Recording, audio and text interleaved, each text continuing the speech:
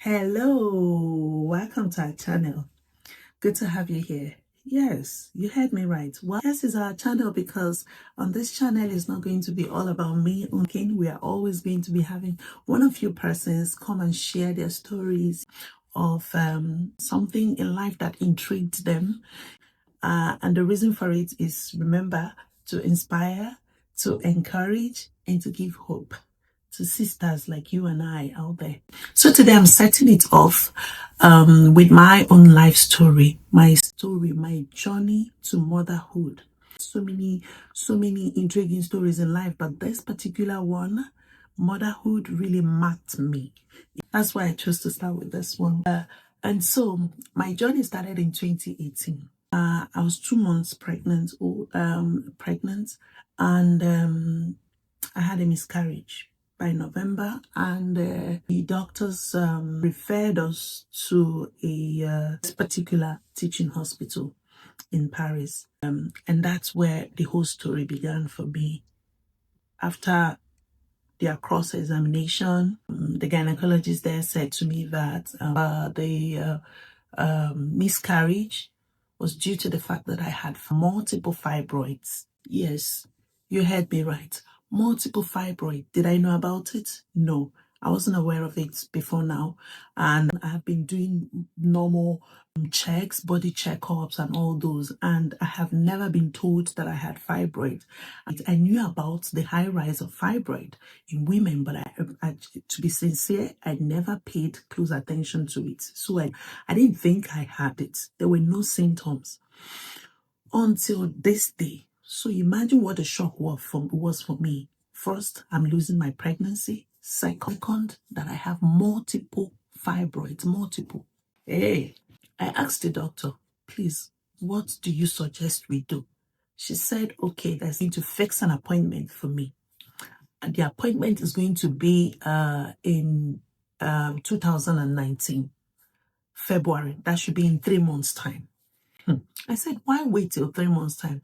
She now said, because I just had a miscarriage, to give my body time to rest and also to monitor the growth itself, the fibroid, to see how far it has gone or how far it could go.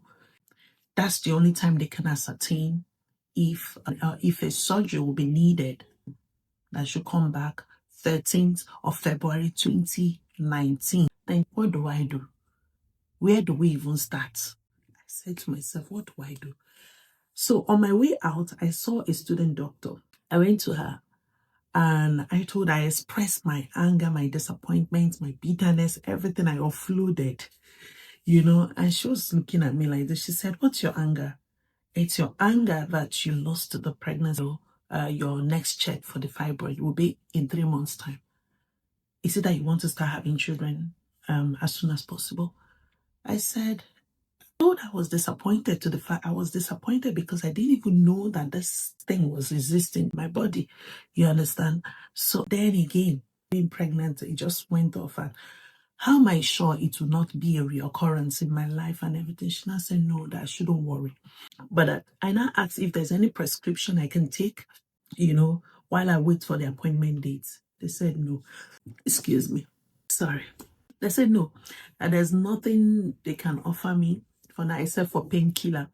In case I'm feeling any form of pain anywhere. I said, okay, let me have it. And before I left, the woman looked at me and said, okay, since you said you want to start having children, another thing you can do is to start preparing your body. I said, with what? She said, just check out the things that you eat. Start preparing your body towards good meals and all those to fix your body. Who knows? Apart from this fibroid, there's no other case. There's no other medical issue that is known of, that there's no record of both of you having any issue, right? I said no.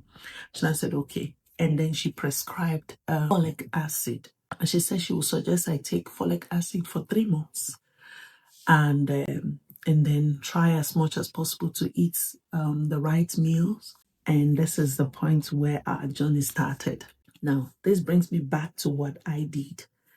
And these things that I didn't do it because I was more spiritual than anyone. I was just being led by my spirit. We were just doing things as we're led at that moment, you know.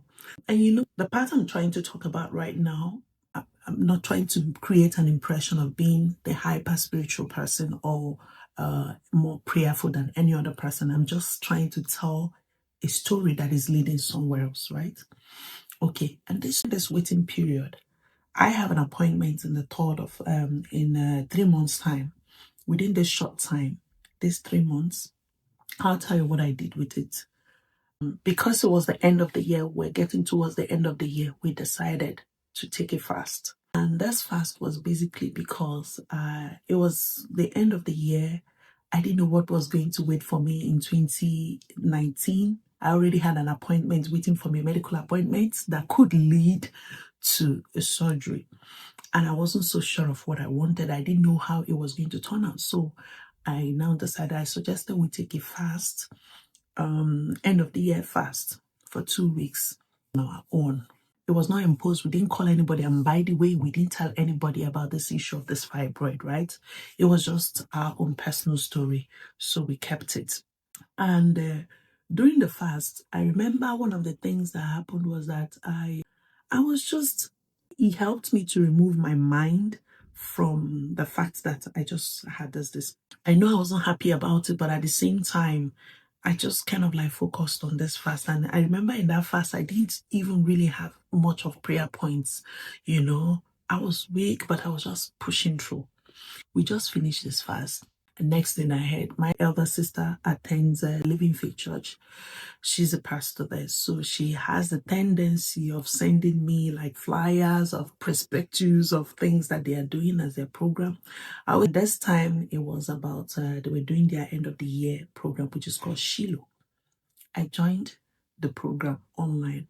Listen, I knew what was waiting for me in February 2019. So I just sat down. All I could do was at least to occupy my mind with something that would give me hope. That's how I joined the Shiloh. And at the end of the Shiloh, I remember one of my prayer points was, Father, please help me replace this story of fibroid. By January again, my elder sister called me just about when we were ending our own family fast that we were doing. My elder sister called me and said, oh, it's the beginning of the year. We want to start the year acknowledging, seeking God's face to ask God to guide us into the year. I said, oh, that we already did last year towards the end of the year, and it's not for me. She now said, okay, no problem. But when she dropped her call, I now said to myself, do I have anything to lose? Okay. I said, okay, Father, I'll continue. I continued. I'll tell you why I'm telling you this part of the story. I continued the story. I continued the fast extra 2 weeks in January. Meanwhile, I'm not an expert. I'm not the type that would fast for long. But this particular time, I asked that the strength came for remind me. I was just willing to go through that route. That was it.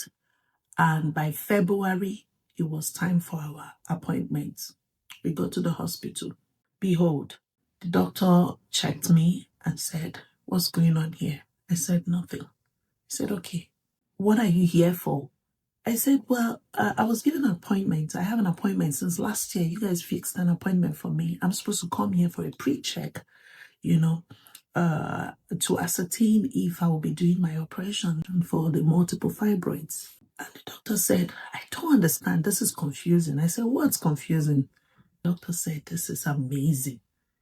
That, what did you guys take? I said, that I just took the Doliprane, the folic acid that was also prescribed to, and iron, yes, tablet that was given to me to boost my intake because they said I lacked iron.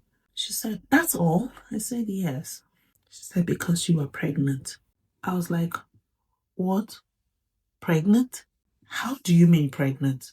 She said, sure, you're pregnant actually.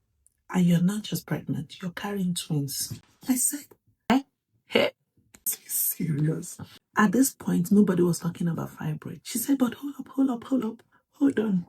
That she needs to confirm. She needs a doctor, another person to come confirm what she saw. And then another doctor came in and checked us out. And she said, no, that she's not seeing so too. And then I was like, Next thing she said, she's seeing 3. I said, oh, Jesus.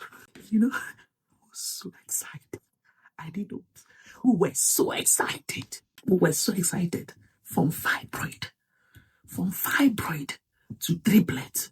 The doctor said, okay, that what will happen is that since this is a student, is a teaching hospital, they need to cross-check again that another person will come and grab the hand of the other person. No, 3 is enough. Don't call another person that will come and see 4 here. They started laughing. But my sisters, this is it. That's how my story of fibroid was converted to triplets. And that's not where it ends. I was told at that point that this is a high-risk pregnancy. A lot of things are going to change. At some point where the woman was listing out all the changes that I'm going to experience, how risky it was, and that, I said to her that I didn't even see this coming, And she paused at some point and she said, you didn't have any symptom? You didn't feel anything?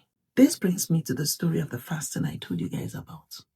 If I had any slightest idea that I was pregnant, I would not have joined the fast. The woman said, do you mean you didn't have any prior idea that you were pregnant? I said, no, I just came for this. I just came for the checkup. That's all. And she was like, wow. And to be sincere, no throwing up, no spitting, no dizziness or morning sickness or something like that. I didn't feel anything. According to her, I was 3 months gone, carrying this triplet without knowing. I didn't know what to say.